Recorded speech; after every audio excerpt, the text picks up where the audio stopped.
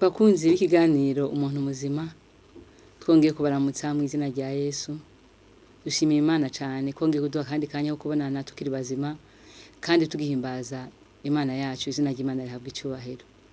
Ego uyu munsi naho twifuje ko tuganira ku nsanganyamatsiko ivuga ngo mpwemu yera w'ukuri. Mpwemu yera w'ukuri, gituma mvuze mpwemu yera w'ukuri nuko Yesu haraho yavuze yuko hazobaho impwemu zizimiza mu misi y'imperuka. Cyo gituma rero muca mumva ko ari mpwemu w'ukuri na mpwemu w'ibinyoma. Mpwemu yera rero tugomba kwanza kubanza kumenya ngo mpwemu yera ni iki. Mpwemu yera ni umufasha, ni ubushobozi, nuvuga ngo ni imbaraga iva mu ijoro Imana yadusezeraniye kizoturungikira kugira ngo dufashe. Icyatumye Yesu aturungikira mpwemu yera nuko igihe Yesu yakiri mu isi ntabwo yashoboraga kubera hose icyarimwe. Iyo abaga ari Galilaya aguma i Galilaya, ari Betaniya akaba i Betaniya, ari Yerusalemu i Yerusalemu, ntiyabera hose icyarimwe. Abwira abigisha biwe ikintu gikomeye ngo ni byiza uko jewe ngira gute ngenda kugira ngo ngenda ndabarungikira umufasha. Uwo mufasha rero niwo mpwemu yera, niwe adushoboza. Turaza kugerageza turabe mu ngingo zitandukanye, twumve icamara, twumve abamuronka, twumve ikigaragaza ko bamuronse, twumve na mpwemu w'ibinyoma ibimuranga, kugira ngo umuntu ashobore gutandukanya neza, amenye ko iyo bafite mpwemu w'ukuri cyangwa ari ibinyoma, atandukanye kugira ngo umuntu arondere mpwemu w'ukuri. Rero tugomba kubanza kumenya uwo mpwemu kugira ngo umuntu yifuze ikintu, nuko banza kumva akamaro kacu. Mpwemu yera rero uko twabwiye ko ari umufasha, tugomba kubanza kumenya icyamaze, atumariye iki, cyo tuma tugira inyota yo kumurondera ni igiki. Mpwemu yera twaramusezeraniwe mu misi y'imperuka nkuko tubisoma hariya muri Yoweri igice cya 2 umurongo wa 28. Aha anyi ijambo ry'Imana riratubwira neza yuko tuzohabwa mpwemu yera mu misi y'imperuka, kuko tugeze no mu gihe gikomeye, hari nibazo byinshi bisabwa yuko mpwemu yera atuba hafi. Reka noneho turabe uko ijambo ry'Imana ryabivuze, twumve ko twasanga twaramusezeraniwe, cyo twumva n'akamaro kiwe. Aha Yoweri 2:28 haravuze ngo hanyuma y'ivyo nzosuka mpwemu wanje kubare n'umubiri bose. Abahungu banyu n'abakobwa banyu bazovugishwa nanje, n'abatama banyu bazorota inzozi, n'imisore yanyu izobona ibyo yeretswe. Imana ihabwa icubahiro. Aha ni isezerano dusezeraniwe muri iyi minsi y'imperuka, cyane cyane yuko ibyaha byabaye byinshi, cyane cyane yuko imbaraga zo gukorera Imana zikomeza kugenda zigabanuka.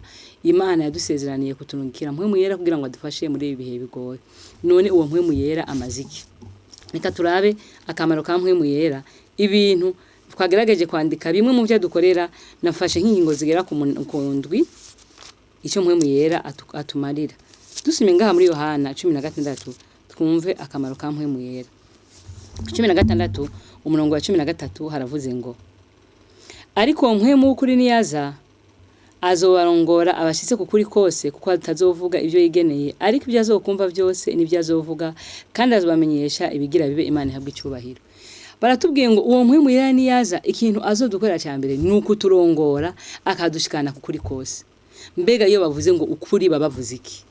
Yohana 17 umurongo wa 17 haravuze ngo murahisomera ngo ubeze mu kuri, ijambo ryawe niryo kuri. Iyo bavuze rero ngo azobarongora ashikane mu kuri kose, ni ngo azobarongora abashikane ku kwiga ijambo ry'Imana. Mpwemu yera ikintu cyambere dukorera, aturongora akatwereka ibyanditswe vyera, kuko ibyanditswe vyera iso muri Zaburi 119 umurongo wa 105 havuga ngo ijambo ryawe ni itara rimurikira ibirenge byanje. Ni uvuga ngo rero ijambo niryo tara, niryo tumurikira. Iyi si igeranjwe n'ahantu hashize umwiza ku bwa Satani nibihakorerwa. Rero ijambo niryo rimeze nk'itara rimurika muri umwizima, yakoreka ko ukwiye guca, ibyo ukwiye gukora, uko ukwiye kuvuga, uko ukwiye kugenda. None mpwemu yera ikintu cyambere akurongoramo, akuyobora kuyiga ibyanditswe vyera. Nico kintu cyambere agukorera. Ikindi cya kabiri mpwemu yera adukorera, amaze kuturongora mu byanditswe vyera, atwemeza ibyaha. Turabisanga muri Yohana 16 nyene umurongo wa 8 haravuze ngo uwo niyaza azohinyuza bisi abemeza iby'icyaha n'ibyo kugororoka n'iby'amateka. Iby'icyaha ko batanyizeye, iby'ugororoka ko nja kwa data, kandi namwe muzoba mutakimbona. Imana ihabwa icyubahiro. Ikindi cya kabiri mpwemu yera dukorera, atwemeza icyaha. Iyo akurongoye mu ijambo ry'Imana, mu ijambo ry'Imana niho umenyera aho wahuvye kugira ngo ngere uhubuke. Rero akurongora mu ijambo ry'Imana niyo ntambwe ya mbere.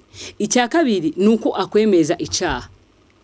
ni wabona umuntu aharira ni wabona umuntu kugira ngo umwemeze icyaha murinda kujya seminari uje umenye neza ko adafite mpwemu yera kuko ufite mpwemu yera ntaharira ahubwo iyo ronse umukebura akamwereka icyaha aramunezerererwa arashima akavuga ati umwene data arankebuye ankuye mugobo nawe uzobona muri ndabwira seminari wamureka icyaha mukarinda guharira nta mpwemu yera bafise bakeneye gusengerwa kugira ngo aronke mpwemu yera rero atwemeza icyaha ikindi cya kabiri ntatwemeza icyaha gusa ngo agumizaho oya ahubwo aduha umutima musha iyo umaze kumenya icyaha usanga yuko atambaraga wogira zo kucikurako wumva ukizinutswe arubwira ngo ugihebe bikakugora ubukene rero iyo mbaraga ya mpwemu yera iza kukuremwamo uwundi mutima mushasha iza guhindura ya mico mibi ituma uhinduka ukazinukwa vya bibi vyawe aho ugashaka gushira mu ngiro ivyiza umaze gusoma ivyanditswe vyera ukabona mukuru umunyavyaha wifuza gusa na Kristo kwifuza gusa na Kristo rero ntabwo wovyishikanako ahubwo bisaba ko mpwemu yera uwo nyine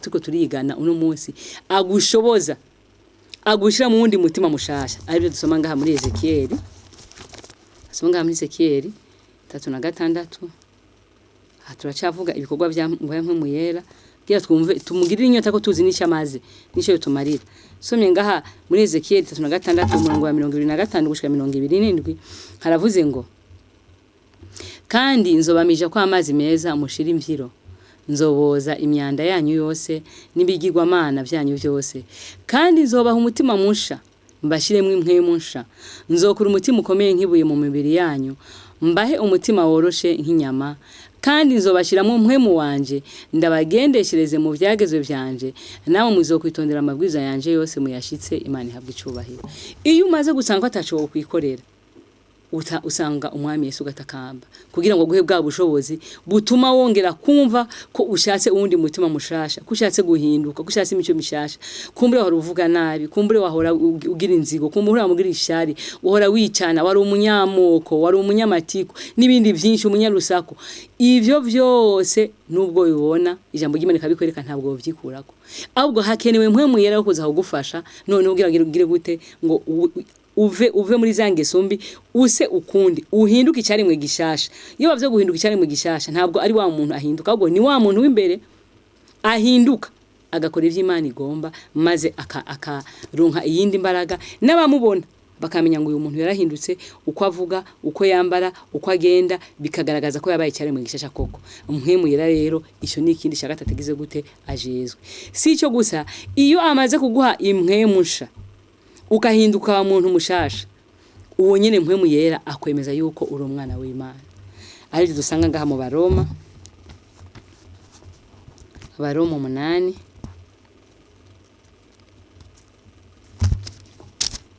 Baroma 8 umurongo wa 16 haravuze ngo umwemu bwiwe abwiririkanya n'impwemu yacu ari cyabona yuko turi abana b'Imana Imana ihabwa icubahiro uwo mpwemu ko amaze guhinduka cyane mu gishasha muri wewe araganira nawe ahakwemeza ko uri umwana w'Imana Satani ibyo akubwira byose agukiraho iteka akibitsa ibyo wakoze burya Satani n'umwansi wacu numwe mu bantu baje bibutsa abantu ibyaha bakoze maze aguca intege ahubwira ngo wewe waricanye wewe warivye wewe wararoze yewe we ntukibabarirwa akakwihebuza akaguca intege ariko ngaha tuse mu Baroma 8 yuko impwemu yera abo twemeza ko turi abana b'Imana igihe cyose twemeye guca bugufi imbere y'ijambo ry'Imana igihe cyose twemeye kurungwa n'Imana tugahindukira tukaba mu bibi byacu Imana ntiyongera guharura ubwinshi bw'ibyaha twakoze ntitangura guharura uburemere n'imyaka twabimazemo oya ahubwira kwakira imera nka wa mwana w'icyangazi ngo gihe yatahaga muzobisoma ngo ise nta kindi yibura mubaza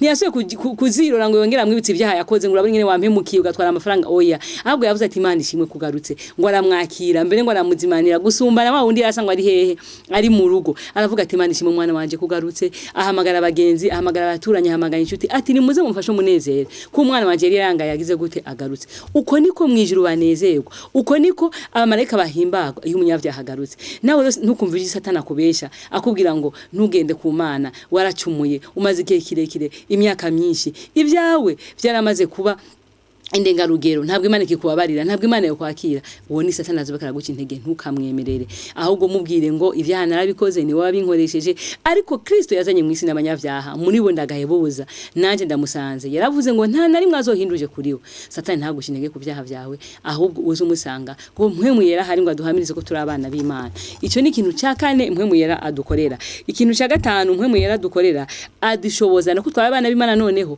tukaba tumaze kubona ibiza vy'Imana adushoboza kuvuga ubutumwa bwiza dufise imbaraga ntabwo warabonye umuntu akugirira neza ntabwo warabonye umuntu akugabira ngure kumuhayira abandi nawe ko Yesu bamaze kugirira ivyo byiza akukura mu vyaha guhicane akakugira cyane mwe gishasha ukaba umuntu mushasha ugasigara ukunda ivy'Imana ivyakera ntibikubeke guhimbara yo ubu nose inkuru nziza yo gutangaza kubwira abandi vya Yesu uwo mugira neza uwo munyembabazi uwo munyempu watawuri ivyaha vyawe uwakwishimira uwo ukunda ukuri nawe iyo nkuru ugomba kuyamamaza rero ngo mpwemu irikindi adukorera aduha kwamamaza iyo nkuru n'imbaraga tubisanga ngaha mu vyakozwe n'intumwa igice ca mbere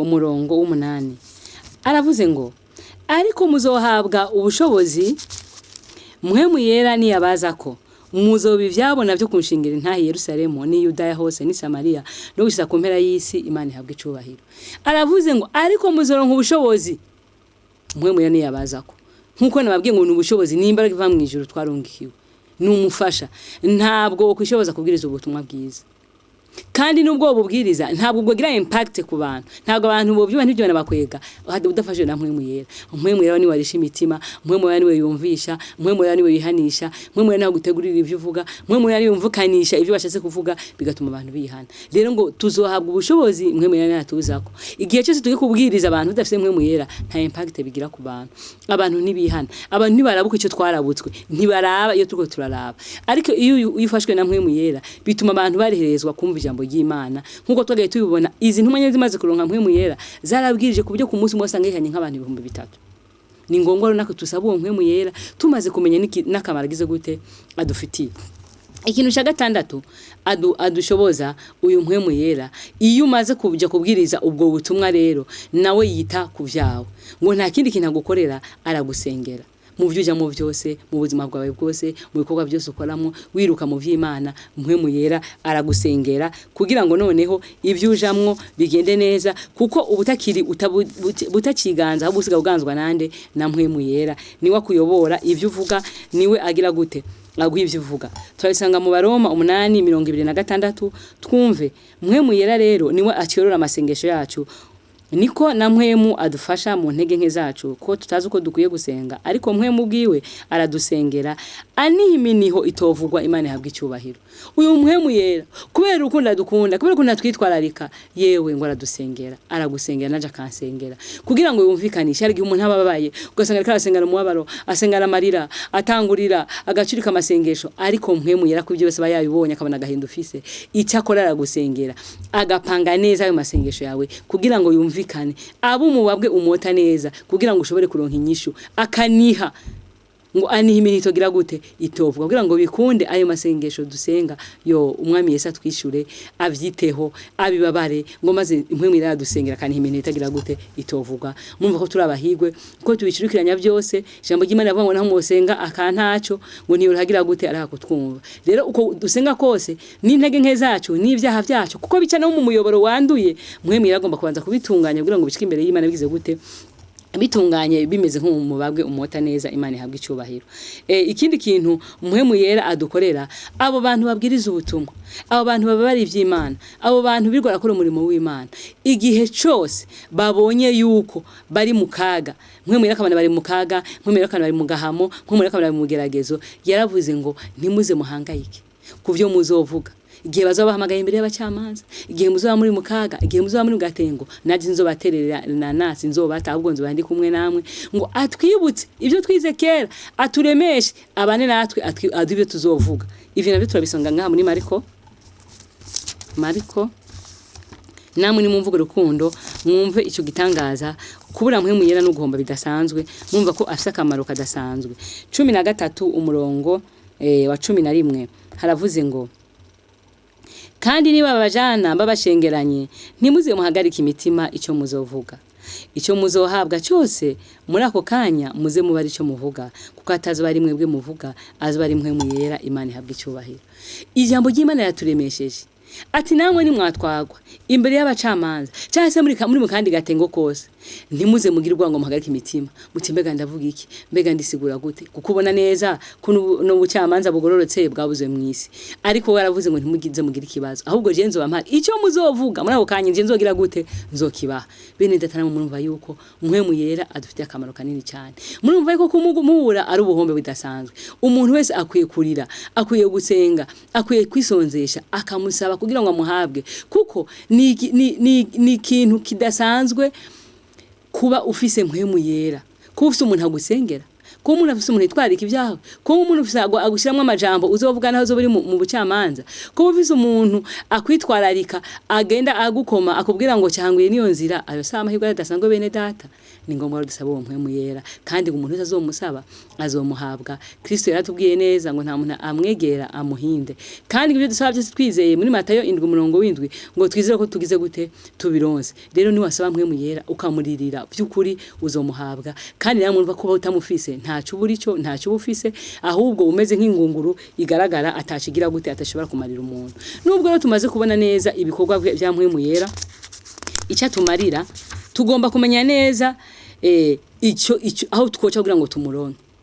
Umaze kumva ko ari wakamara ikintu rakibonye ko ari cyakamaro none ko ari cyakamaro umuntu yokironka gute mbego mpwemu yera umuntu yomuronka gute nkuko ibintu byose by'Imana bisanzwe biri.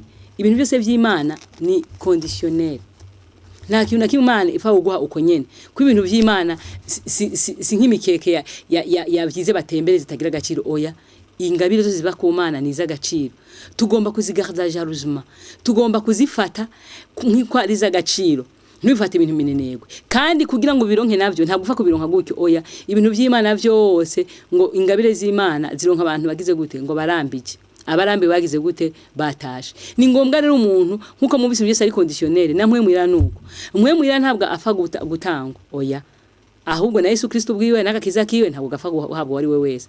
Yaravuze muri Yohana yuko ngo uzomwakira ari wazohabwa gucika umwana w'Imana.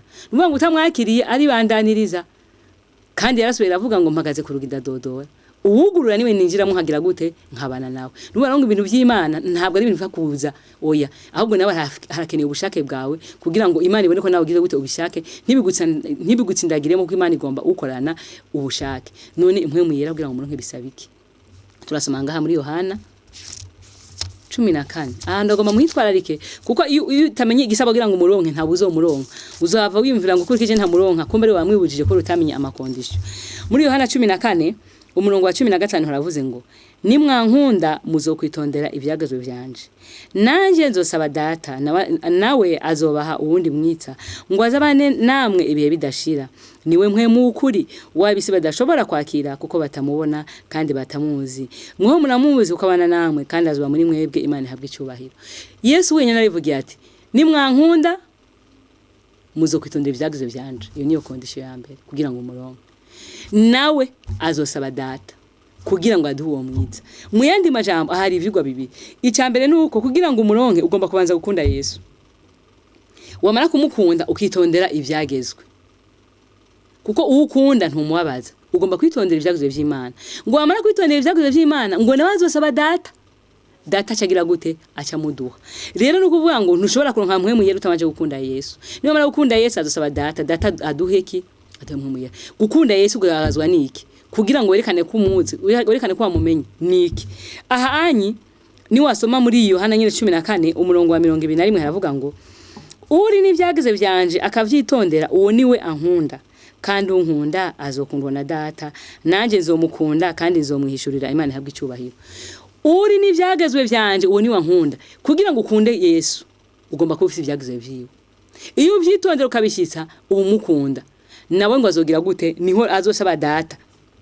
Sukuvyumva gusa sukuvyemera gusa ahubwo nukubimenya kandi ukagira gute ukavyitondera nguwo niwe bakunda Yesu kandi unkunda azokundwa na data. Ukunda Kristo na data azogira gute azomukunda noneho ngo nanje nzomukunda kandi nzomwihishurira Imana ihabwa icyubahiro. Nuvuga ngo rero nta yindi nzira nimwe ushobora kuronkeramo mpwemu yera utabanje kwitondera ivyagezwe vy'Imana ahantu harakomeye. Ikindi cya kabiri kiri muri risomo nuko avuze ngo nzusaba data. Hari abantu benshi baje bakora ikosa nje ndaribona kenshi mu myizere y'abantu benshi atandukanye, ugasanga ariko aravuga ngo akira mpwemu yera mu izina rya Yesu. Ntabwo mpwemu yera habwa n'umuntu, mpwemu yera hatangwa n'umuntu, mpwemu yera atangwa na Yesu Kristo wenyene. Nta wundi muntu afite ubushobozi bwo gute bwo kumutanga. Kandi mpwemu yera ntakoreshwa, ahubwo mpwemu yera aragukoresha. N'ubushobozi ntabwo wo mukoresha. Njya mbona abantu benshi bakora ikosa rikomeye ryo kumva ngo akira mpwemu yera, ryo kumva ngo vuga mu izina rya Yesu, ngo vuga mu ndimi, ngo kora ibi. Oya bene data, kuya nukwibesha. Nta bushobozi ufise bwo kuvugisha mpwemu yera. Mpwemu yera ni wakuvugisha, mpwemu yera ni wakuyobora. Wewe ntumuyobora, ahubwo ni wagira gute ni wakuyobora. Ndagomba ngo abantu benshi duhubuke ko abantu benshi bashobora kwihenda, ugasanga bafite mpwemu y'ibinyoma atari mpwemu w'ukuri. Mpwemu wo mwijuru ntabwo umukoresha, ahubwo ni wagukoresha, arakuyobora, ni wakwereka inzira, ni wakwereka huca. Kandi mpwemu w'Imana twumvise kugira ngo muronke ugomba kuba witondera ivyagezwe vy'Imana. Umuntu atitondera ivyagezwe vy'Imana ntashobora kuronka mpwemu yera. Nuvuga ngo iyo ni condition utayifise, utayujuje, ntuze wizera ni mpwemu yera. Ahubwo ni wasanga ufise impwemu wibwira ni mpwemu yera ntazoba ariwe. Iyo mpwemu iyo woronka ititondera ivyage itagutuma kwitondera ivyagezwe, itagutuma gukunda Yesu, ntabwo ari mpwemu yera, ahabwa ari mpwemu w'ibinyoma. Tugomba rero kuba maso, tukabanza tukiyumvira neza, eske umwemu mfise koko nivyo ni mpwemu yera ukuri nkuko twabivuze mu kigwa tugitangura. Mpwemu ukuri rero abazomuronka nuko bazoba bamaze kuzuza aya makondisiyo muri Yohana 14:15 yo kwitondera ivyagezwe vy'Imana. Kandi ivyagezwe vy'Imana navyo ntuzokwitondera kimwe, ntuzokwitondera bibiri. Ivyagezwe vy'Imana nkuko ari 10 ugomba kuvyitondera byose. Tubisanga mu Kuvayo 20 umurongo wa 3 gushaka umurongo wa 17 muzohisomera. Nukuvuga ngo rero nubwo wo kwitondera byose umugabo ukaguma wiba ntacyo ubukozi. Yakobo yavuze amajambo akomeye. Ushobora kuba wagerageje ukavuga ati ndagerageza nitondera ibi nibi ukagerageza kwenimera ibyo witondera, ariko igihe cyose witondeye kimwe muri ibyo ukitondera byose mubwo kica kimwe muri ibyo. Yakobo yavuze ngo uba wishe byose. Turabisanga muri Yakobo 2 umurongo w'10 aravuze ngo kuko umuntu wese azokwitondera ivyagezwe byose agatsitara kuri kimwe azobacumuye kuri byose Imana itubabarire. Nuvuga ngo nabwo wo kwitondera ivyagezwe byose ukitondera 9 kimwe ntucitondere uzoba wishe byose. Nuvuga ngo rero nta uginzo hamwanirwe n'umurizo. Witondeye 9 gira umwete, saba Imana igufashe iyagushoje kwitondera ivyo 9 witondeye n'ikindi cya 10, kuko amateko y'Imana nkuko ari 10 nta namwe risaba kuvamo. Nubwo kwitondera byose ukaba umugororotse mugogoma wiba nta juru uzobona, nta mpwemu y'uzoronka. Nubwo kwitondera byose mugabo kagumusambana nta mpwemu y'uzoronka. None uwo mutandukanya gute na mpwemu binyoma? Cyane ko Kristo nawe yabonye ko kizoba ari gihe kigoye, gihe ciherezo, ko azoba arakaga abantu benshi cyane bazogenda bibesha. Satani n'umwansi n'umuriganya. Namwe Satani ndagomba ndabaha gatonya agafoto gato ka Satani. Satani jambo ry'Imana yatubwira ngo uko yavuye mu ijuru nta kintu kimwe cyagize gute cahindutse. Satani nta saza, Satani nta sonza, Satani nta shugura afite nyinshi ngo zimuruhishe, ngo uvuge ngo yakoze cyane yarushe, ngo yakitse intege, ngo yarambiwe. Oya, imbaraga zikomeza kugira gute, zikomeza kumaziyongera. Naco gituma rero Satani ari umuriganya. Yesu Kristo rero yatubwiye amajambo akomeye ngaha muri Matayo 24 kugira ngo tumye gutandukanya mpwemu ukuri n'ibinyoma kugira ntibabe dubeshwa no wa muriganya, tukisanga nako tuko turakoreshwa na mpwemu atari ukuri. Muri Matayo 24 umurongo wa 24 mwumve ngene havuga, haravuze ngo kuko hazo kwaduka bigira Kristo nabigira abavugishwa n'Imana bagakora ibimenyetso bihambaye nibitangaza kugira ngo bazimize n'abaturanijwe n'ibyashoboka. Imana itubabarire cyane. Turumvise ko Kristo wenyene imbere ko aje mu ijuru ariko Imana yabigisha bibi yabibiye ko kabanga ko irazi ko Satani ari umuriganya. Aravuga ati hazo kwaduka bigira Kristo nabigira abavugishwa n'Imana bakora ibimenyetso bihambaye bakore n'ibitangaza. Ivyo rero bizozimiza benshi ngo mbere n'abaturanijwe bazogira gute, bazozimira nibataba amaso. Mumva ko ari ikintu gikomeye cyane kubona umuntu ashaka gukora ibitangaza agakora ibintu byose nk'ivyo mugabo byose ugasanga bikoshana mpemu wiki w'ibinyoma. Aha twongeye tugasoma turaraba ngaha muri namwe mwumve ingene bihavuga. Haravuze ngo indwi dore ku murongo wa 21 kugira tunyarutse. Umuntu wese amvumereza ati mwami mwami si wazo kwinjira mu bwami bwo mwijuru ataruka ivyo dataho mwijuru agomba. Benshi bazombwira kuri wa munsi ngo mwami mwami ntitwavugishwa n'Imana mu izina ryawe, ntitwasenda abadayimoni mu izina ryawe, ntitwakora ibitangaza byinshi mu izina ryawe. Niho nzobajinjibura nti naho nigeze mbamenya mviraho mwabakora ibiziramwe. Imana itubabarire cyane. Mwumvise neza yuko gukora ibitangaza kwirukana abadayimoni ntabwo ari ikintu wo kwitwaza ngo ikubeshe ngo ni mwe w'Imana beka aragukoresha oya na satani umva kazobikora Yesu yatubwiye hakiri karatwibira kabanga atuvunira kagoha ati bazokora ibimenyetso bazokora ibitangaza bazokora utwumiza ariko babikoresha na mwe w'ibinyoma none wumva wo mutandukanya gute na mwe wiki na mwe ukuri icyo bitandukaniye ko nuko ari bitangaza bishobora gukorwa na mwe ukuri na satani naho hagira gute akabikora muravyuka kwa Farao ubwo abakonikoni ba Farao bazanye bakoze inzoka na Mose akazana inzoka ariko Mose agira kabijya inzoka ya Mose ijya zose nanone ibitangaza n'ibimenyetso bizokugwa n'abarongwa namwe muyera ukuri namwe mu ibinyoma ariko icyo bazatandukanira ko ni ikintu kimwe gusa nuko abafite mwe mu ukuri bazoba bitondera n'ivyagezwe vy'Imana kandi abafite mwe mu ukuri bafite ukuvugishwa gutandukanye nuko abamwe mu ibinyoma turabisonga ngaha muri Korinto ba mbere 14